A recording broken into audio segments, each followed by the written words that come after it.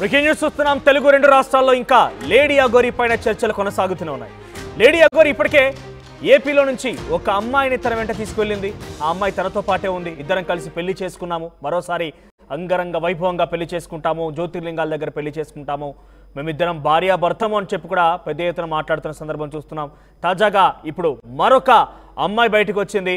నన్ను మొదటిసారిగా పెళ్లి చేసుకున్నాడు, ఆ తర్వాత వర్షని పెళ్లి చేసుకున్నాడు అని చెప్తున్నారు. అయితే మొదటి పెళ్లి పైన అఘోరి స్పందించింది. తనకు అసలు పెళ్ళే కాలేదని అఘోరి అంటోంది. పెళ్లి జరిగితే ఆధారాలు బయట పెట్టాలి, ఆమె భర్త వదిలేసి వెళితే నేను ఓదార్చాను. ఆడియో కాల్స్లో నా మాటలే కాదు ఆమె మాటలు బయట పెట్టాలి. వర్షినితో పెళ్లి అనగానే ఇప్పుడు ఆమె ఎందుకు స్పందించింది అని చెప్పి లేడీ అఘోరి ప్రస్తుతం తాను ఎక్కడున్నారో తెలీదు, కానీ ఒక వీడియో ద్వారా ఇప్పుడు మొత్తం అందరికి కూడా షేర్ చేశారు. మీడియా అందరికి కూడా ఇప్పటికే ఆ వీడియో చేరింది. ఎక్స్క్లూజివ్గా ఆర్టీవీ దగ్గర కూడా ఆ వీడియో ఉంది. సో ఆ వీడియోలో అసలు నాకు వర్షినికి ఎటువంటి వివాహం అని చెప్పగానే ఆ తర్వాత నుంచి ఒక వ్యక్తి బయటకు వచ్చింది. ఆమె పేరు రాధా అని చెప్తున్నారు. కరీంనగర్కి సంబంధించి రాధా బయటకు వచ్చి ముందు నన్ను పెళ్లి చేసుకున్నాడు ఈ అఘోరి, నన్ను మోసం చేశాడు, ఆ తర్వాత మళ్ళీ వర్షిని పెళ్లి చేసుకున్నాడు అని చెప్పిన నేపథ్యంలో ఆ వీడియో పైన ఆ మాటల పైన లేడీ అఘోరి స్పందించింది. ఇంతకీ ఒకసారి లేడీ అఘోరి ఏం మాట్లాడిందో చెప్పే ముందు అసలు తన భర్త అఘోరి అంటూ క్లెయిమ్ చేసినటువంటి ఆ సదరు మహిళ మాటలు విందాం. ఓం నమ శివ అఘోరి కాళీ నమ గురుదత్తే నమ సనాతన బంధువులకు హిందూ బంధువులకు హరహర మహాదేవ్. ఇప్పుడు అల్లూరి శ్రీనివాస్ గారు ఉన్నారు కదా, ఆయన ఫస్ట్ నన్ను పెళ్లి చేసుకున్నాడు. మా మ్యారేజ్ జనవరి 1న అయింది, ఆయన బర్త్డే రోజు. తర్వాత ఇంకో అమ్మాయి వర్షిని అనే అమ్మాయిని జనవరి 13న చేసుకున్నా అన్నాడు. మరి ఫస్ట్ భార్య నేను ఉండగా ఇంకో అమ్మాయిని ఎట్లా చేసుకుంటాడు? ఇట్లా ఎంతమంది ఆడపిల్లల జీవితాలతో తను ఆడుకుంటాడు. అందుకే నేను ఇది ఆగాలని నేను ముందుకు వచ్చాను. దయచేసి మీ మీడియా వాళ్ళు కానీ, పోలీస్ డిపార్ట్మెంట్ కానీ, గవర్నమెంట్ కానీ అతని స్టెప్ తీసుకోవాలని నేను కోరుకుంటున్నాను. ఫస్ట్ మీతో ఏం మాట్లాడారంటే మీరు తనకి ఎలా కాంటాక్ట్ అయ్యారు? ఫస్ట్ అసలు అంటే నేను ఒక భక్తి పరంగా ఉన్నా కాబట్టి తనని కాంటాక్ట్ నేను అయ్యాను.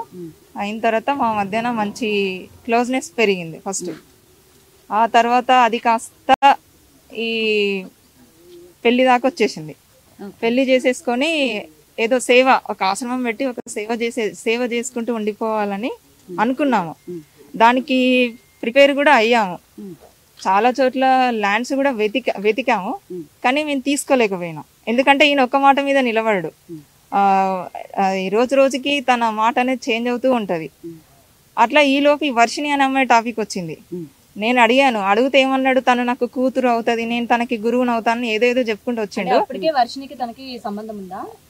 అది నాకు ఈ మధ్యనే తెలిసింది. నేను మీ న్యూస్ వాళ్ళ ద్వారానే చూసాను. వీడియోస్ చూడడం వల్లనే ఇప్పుడు తెలియడం జరిగింది. అంతే, అంతవరకు తన నా దగ్గర అన్ని దాచిపెట్టాడు. అప్పటిదాకా మీతో ఫోన్లు మాట్లాడడం చేస్తున్నాడు, నాతో ఫోన్ మాట్లాడుతూనే ఉండే. కానీ ఇప్పుడు గత ఒక 20 days అంటే మార్చి ఎండింగ్ లో ఏంటంటే ఆ అమ్మాయిని నేను పెళ్లి చేసుకుంటాను, ఇంకెప్పుడు నువ్వు మళ్ళీ నా లైఫ్ లోకి రాకని చెప్పేసి అంటే మీరు నన్ను బ్లాక్ లో పెట్టేశాడు. వైష్ణవిని పెళ్లి చేసుకున్నట్టు మీకు కూడా ఏమైనా పెళ్లి చేసుకోవడం జరిగిందా? ఏమైనా చేసుకున్నాడనే చెప్తున్నాను నేను. ఎలా నమ్మారు అంటే పెళ్లి అంటే తను కూడా తాళి ఉన్నాయి నా దగ్గర, కానీ నేను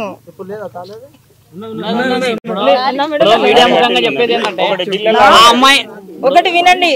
తన మెడలో, నేను చెప్తున్నాను, తన మెడలో వెండి తాళి ఉంటది. మీరు చూసారా? అఘోరి మెడలో వెండి తాళి ఉంటది. అది నా మెడలో తాలే. నా దగ్గరకు వచ్చి తీసుకుని వెళ్ళిపోయాడు. మార్చి 10th రోజున నా దగ్గరకు వచ్చి నా తాళి నాకు ఇచ్చేసి తీసుకున్నాడు.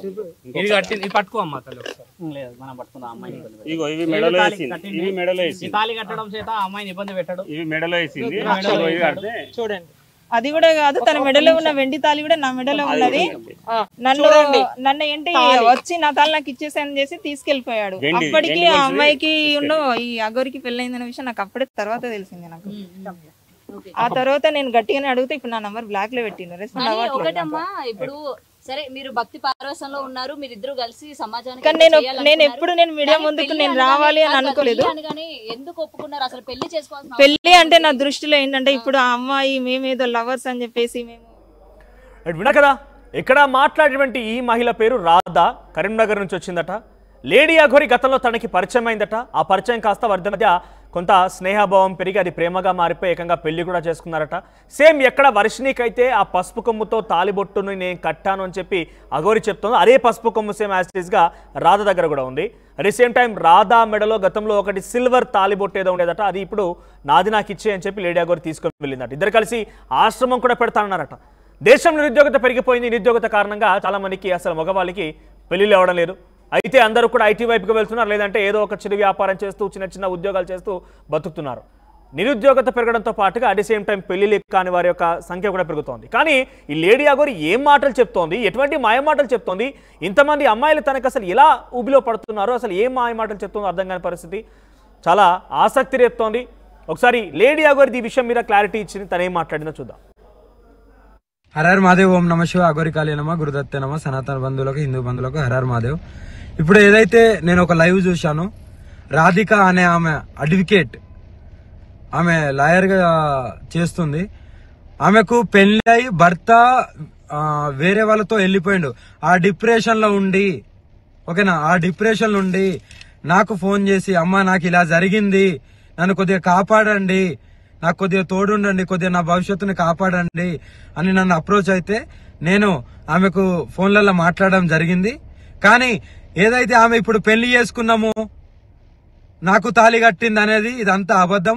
నేను ఒకటో తారీఖు మధ్యప్రదేశ్ లో ఉన్నాను. మధ్యప్రదేశ్ లో నా కారు చెడిపోతే నేను అక్కడ మధ్యప్రదేశ్ లో ఉన్నాను. కానీ ఏదైతే తాళి కట్టిందని అంటుందో అవి ప్రూఫ్స్ కావాలి నాకు. ఏదో పసుపు గమ్మో పసుపు తాడో చూపిస్తే కాదు, ప్రూఫ్స్ అనేటివి కావాలి, అది కంపల్సరీ చూపియాలి కూడా.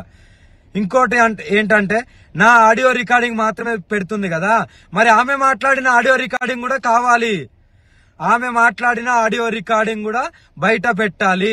మందు డబ్బా పట్టుకొని, అమ్మా నువ్వు లేకుంటే స్వామి అని పిలుస్తా, స్వామి నువ్వు లేకపోతే నేను చచ్చిపోతాను, నువ్వు నన్ను కాపాడుకో, నాకు తోడుండు, ఒక ఆశ్రమం పెడతాను, నీకు ఆశ్రమం కట్టిస్తాను, అక్కడ ఉంటాను అని ఎలా అన్నావు? నువ్వు ఏ ఉద్దేశంతో అన్నావు? నువ్వు ఎంత డిప్రెషన్ నుండి అన్నావు?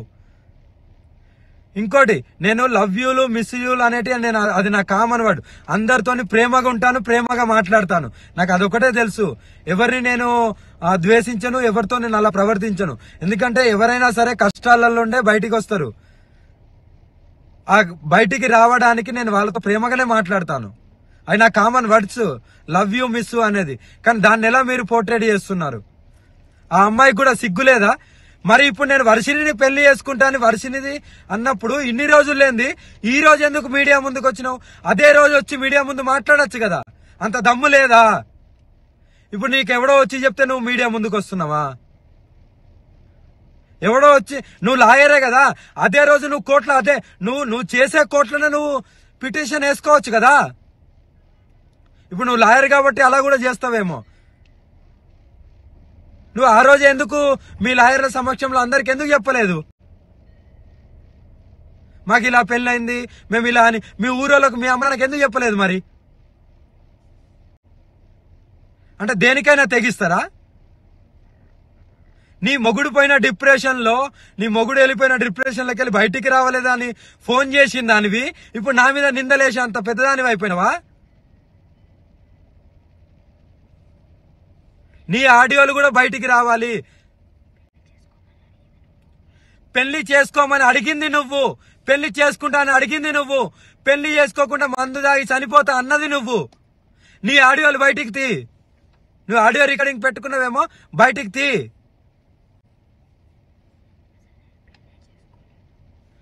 నేను పెళ్లి చేసుకునే దాన్ని అయితే అందరికి చెప్పుకుంటారు కదా, నువ్వు నాతో వస్తావు కదా. మరి నీ దగ్గరికి ఎప్పుడైనా వచ్చానా? నిన్ను కలిశానా?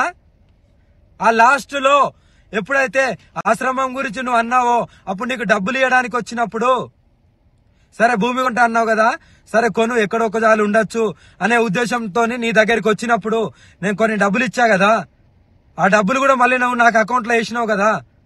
ఈ అకౌంట్ కూడా తీసి చూపెట్టు, నేను ఇంతేషా అంతేషా అని చూపెట్టు. మరి అవి కూడా అకౌంట్లో అవి ఎవరిచ్చిళ్ళు ఏంటనేది నీకు తెలియాలి, ప్రజలందరికీ తెలియాలి. నువ్వు ఎవరెవరితో గడుపుతున్నావు, ఎవరెవరి దగ్గరికి వెళ్తున్నావు, అవన్నీ నాకు అనవసరం. కానీ నువ్వు ఇలాంటి నిందలేస్తూ నన్ను పెళ్లి చేసుకో అని నువ్వు అడిగిందానివి. నువ్వు చచ్చిపోతా ఎవ్రీథింగ్ అన్నది నువ్వు. చచ్చిపోతాను, నేను బతుకుతలేనంటే నీకు నేను లవ్ యూలు మిస్ యూలు చెప్పాను తప్ప ఎందుకు ఒక ఆడపిల్ల ప్రాణం ఊరికే పోవడము అని ఆ డిప్రెషన్లోకి వెళ్ళి బయటికి తీయడానికి అన్నాను తప్ప నిన్ను పెళ్లి చేసుకున్నా అనే రుజువులు ఎక్కడున్నాయి? కావాలి నాకు అవి. నువ్వు బెదిరిస్తున్నావనే కదా నేను తాళి కడతాను సరే ఉండు అని ఊరికే అన్నది. నీకు కట్టానా? నీకు కట్టింది చూపెట్టు. మరి నీకు కట్టింది చూపెట్టు. మెడలో తాళీలు అంటున్నావా? ఇగో నా దగ్గర చాలా ఉంటాయి. ఓకేనా? ఇది అమ్మవారి తాళీలు. ఓకేనా? మరి ఎలా అంటావు నువ్వు? నిర్ధారణ లేని మాట్లాడద్దు. నీ దగ్గర ఏం ప్రూఫ్లు ఉన్నాయో చూపి, మీడియాకు ధైర్యంగా చూపి, నిరూపించుకో. కానీ నిందలేయడం కాదు. నిజంగా పెళ్లి అయితే వర్షిణి విషయం ఇప్పటికీ దగ్గర ఒక నెలకు పైన అయింది. అప్పటి నుండి నువ్వెందుకు రాలేదు? అప్పుడు వచ్చి నువ్వు డైరెక్ట్ నువ్వు ఒక కోర్టులో చేస్తున్నావు కదా, నువ్వు ఒక లాయర్వే కదా, మరి నువ్వు ముందుకు వచ్చి నువ్వు ఎందుకు చెప్పలేదు? ఇప్పుడు ఎందుకు వచ్చావు? ఎవరో ఇన్ఫ్లుయెన్స్ చేస్తే వస్తున్నావా? ఎవరో ఇన్ఫ్లుయెన్స్ చేస్తే వస్తున్నావా? నీ ఆడియో రికార్డు కూడా బయటికి పెట్టు. నాకు రుజువులు కావాలి, లేకపోతే ఎవరిని వదిలేది లేదు. మీరేం చేస్తారో చేసుకోండి. ఇవన్నీ కల్పితాలు మాత్రమే. నమ్మితే నమ్మండి, లేకపోతే లేదు. కానీ ఏదైతే ఉందో అది నిర్భయంగా చెప్పడమే నాకు తెలుసు. లవ్ యూలు మిస్ యూలు నేను చాలా మందికి చెప్తాను. చాలా మంది బాధలో ఉంటారు కాబట్టి దాన్నే పట్టుకొని గింజుకోవడం కాదు. నేను తాళి కడతా అన్నది ఆమె మందు డబ్బా వీడియో కాల్ చేసి మందు డబ్బుతో నేను చచ్చిపోతాను కంపల్సరీ. నాకు ఈ డిప్రెషన్లోకి వెళ్ళి, నా మొగుడు పైన డిప్రెషన్లోకి వెళ్ళి నేను బయటికి రావట్లేదు, మీరన్నా తోడుండండి. తోడుంటారంటే నేను ఆ క్షణంలో సరే అమ్మా అని ఆ క్షణంలో అలా నేను అనడం జరిగింది. ఆమె ఊహకు వదిలేస్తున్నాను. రుజువులతోని మీడియా ముందుకు వచ్చి చెప్పు.